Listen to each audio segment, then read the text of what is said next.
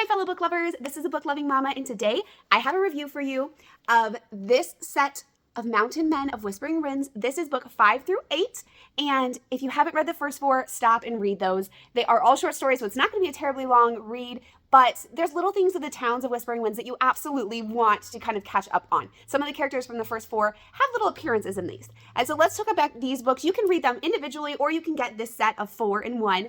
And all of these are short stories. They are quick romances. They are love at first sight. They are short, sweet, to the point, and I love that. It is such a refreshing take on books. So we are meeting 4 new mountain men in this series, and all 4 are big, burly, and they find the love of their life and snatch them up right away. First off, we have the vet of the mountain. This is where we meet Reed and Daisy. Of course, Daisy's dog knocks over Reed, and they get a spark. She gives him a phone number, but it's the wrong one. And from there, they meet back in her classroom. She is a teacher, and again, they start to fall in love with her dog helping along the way, and with how she's renting, needing some renovations. She gets to move in and never leaves. So very, very cute story. This one also has some connections to a couple books later.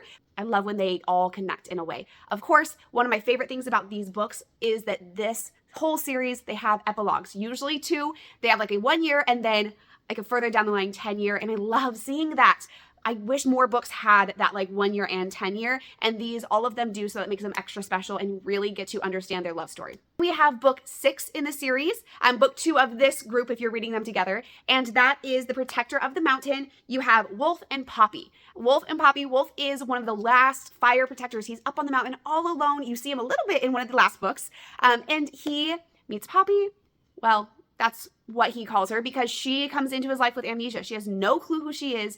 Don't worry. Again, this is another short story, so she's not lingering in that. She figures out who she is, and they find love together. Another happily ever after you get to see 10 years down the line. Such a cute, sweet book. And the twist of who she actually is, I honestly didn't see that coming. So that was a good surprise for me. I was like, oh, okay. Then we have book 7 in the series, or 3 in this one, and that's The Scrooge of the Mountain. This is where we have Nick and Eva, and this is more centered around Christmas. Don't worry, it's not too Christmassy, but this story, Eva comes into town because she is on a Christmas getaway. She was supposed to be there with her match that she matched through the dating service, but he got sick on eggnog, and Nick ended up being there, and of course, they get stuck in a cabin together. As soon as he walks in and sees her, naked, mind you, boom, it takes off, and they have love at first sight. They build this relationship around Christmas and help him become less of a Scrooge. Again, another sweet story. Of course, all of these stories have those spicy scenes, and at the end, we do get the double epilogue. Finally, the 8th book, which is the last one of this group of 4, The Cowboy of the Mountain. This is Wyatt and Mia. We got to hear about Wyatt back at the beginning of this series, and now we finally get to have his match. Mia, this is that trope of Mia's brother is Wyatt's best friend, and she has had this unrequited love for a lot of years. Well, they stumble on each other. Now Wyatt truly sees her.